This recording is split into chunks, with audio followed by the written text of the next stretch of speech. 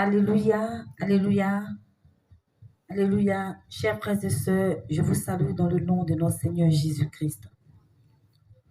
Aujourd'hui, nous allons vous parler de quelqu'un dans la Bible que Jésus-Christ lui-même a guéri.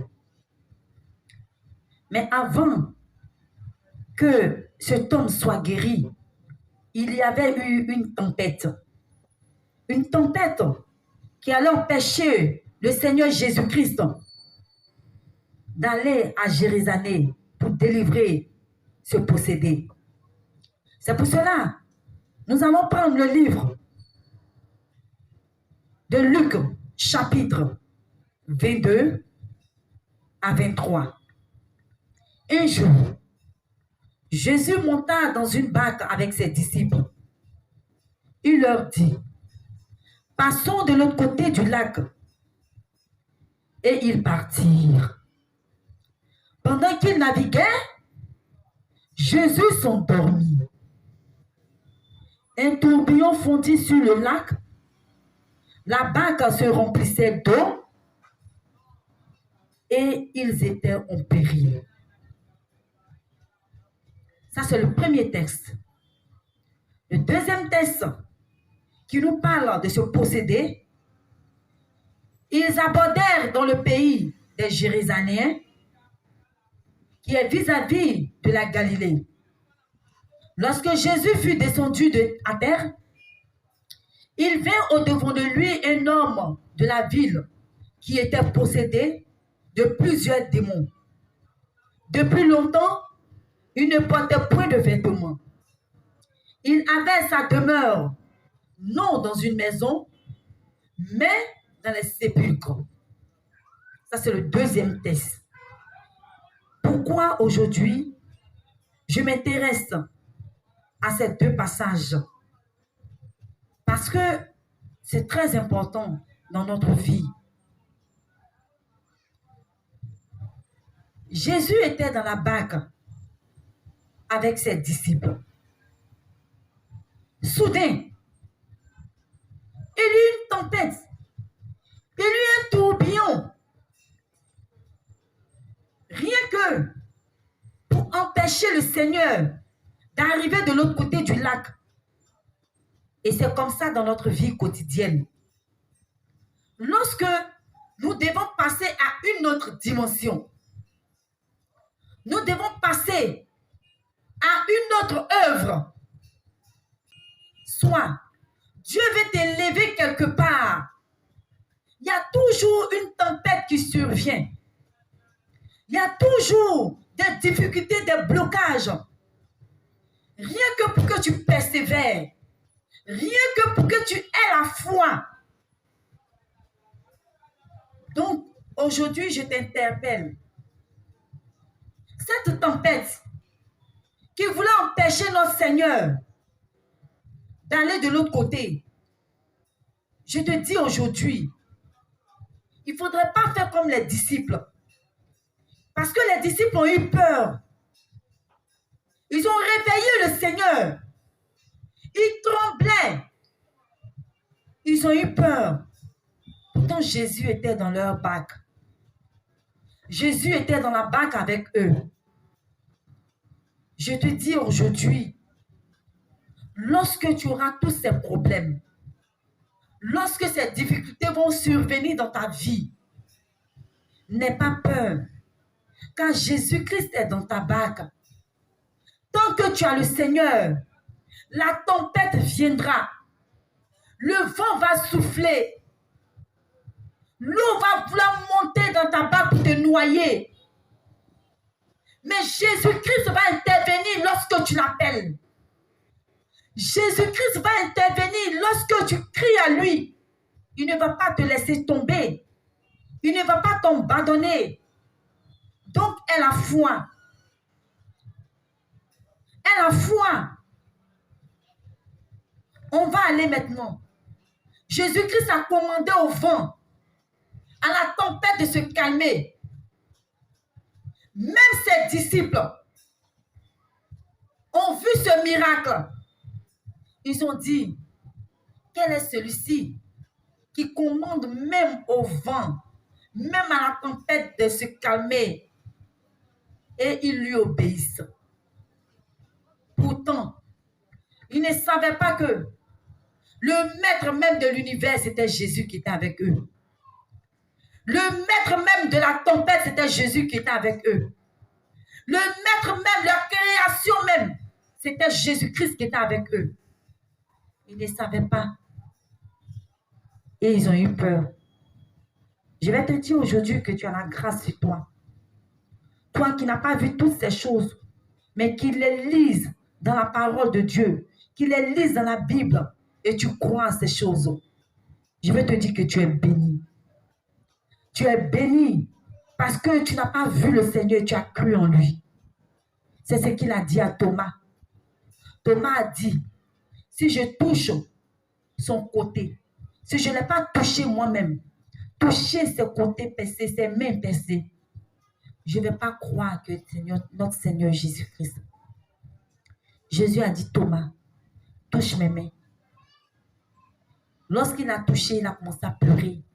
Il dit, je crois en toi.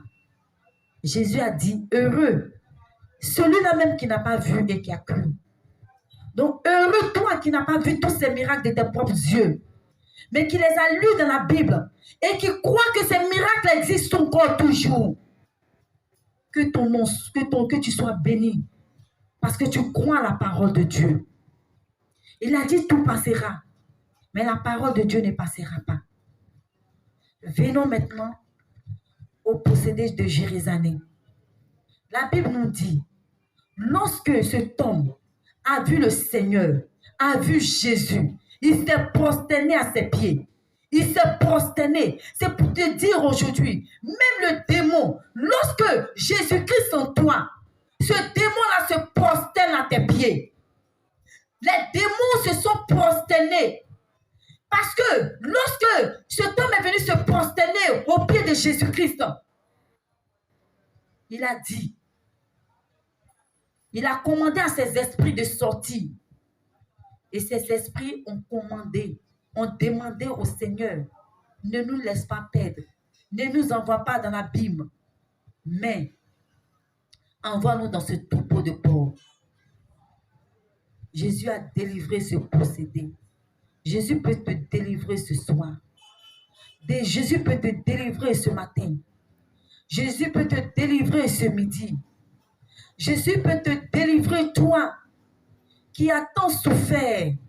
Toi qui as tant souffert dans les maladies. Toi qui as tant souffert dans les problèmes. Toi qui as tant souffert dans les difficultés. Tu cherches du travail depuis, tu ne gagnes pas.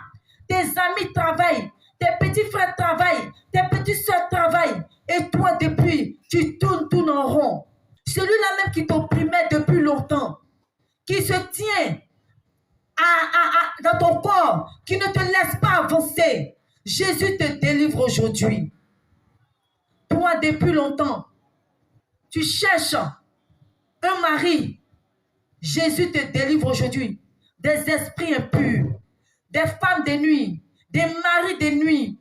Toi qui cherches des enfants, Jésus te délivre aujourd'hui. Aie foi en ton Seigneur, aie foi en ton Sauveur. Car tu vas voir la gloire de l'Éternel dans ta vie. Tu vas voir le Seigneur se manifester dans ta vie. Les gens que Jésus-Christ a visités, ils ont d'abord expérimenté Dieu. Ils ont d'abord expérimenté le Seigneur. Ils ont rencontré Jésus-Christ. Et il a opéré les miracles dans leur vie. Jésus peut faire cela pour toi aujourd'hui. Jésus veut faire ça pour toi aujourd'hui. Jésus vient à ta rencontre aujourd'hui. Il suffit d'écouter sa parole. Il suffit de le prier. Il suffit de l'invoquer.